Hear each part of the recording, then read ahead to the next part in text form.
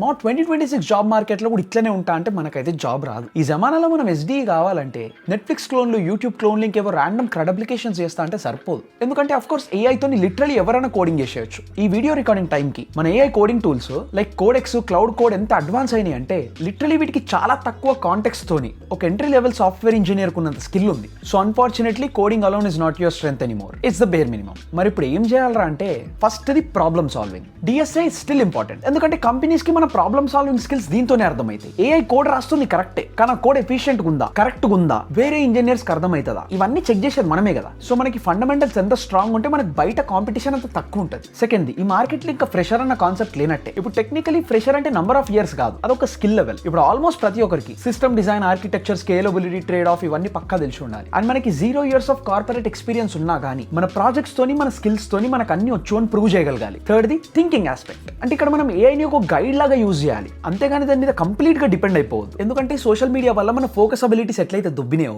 AI వల్ల మన thinking abilities దొబ్బే ఛాన్సులు మస్తు ఎక్కువ ఉన్నాయి. And finally I can code అంటే సరిపోదు, అండ్ అందుకే proof of work is very very important. Like real and impactful ప్రాజెక్టులు, రియల్ ఓపెన్ సోర్స్ కాంట్రిబ్యూషన్లు, ఏమైనా హ్యాకథాన్లు లేకపోతే కాంపిటీషన్లు, అండ్ లిటరల్లీ జనాలు వాడే ప్రాజెక్ట్స్ కి చిన్న చిన్న ఎన్హాన్స్మెంట్లు, ఇట్లాంటివి మనం చేసి మన పోర్ట్ఫోలియోలో పెట్టుకుంటే మనం కొంచెం కాంపిటీషన్ నుంచి స్టాండ్ అవుట్ అయ్యి అలెక్సే కనిపిస్తాం. మంచిగా ప్లాన్ చేసి సెట్ చేస్తే పక్కా వర్కౌట్ అవుతుంది మా.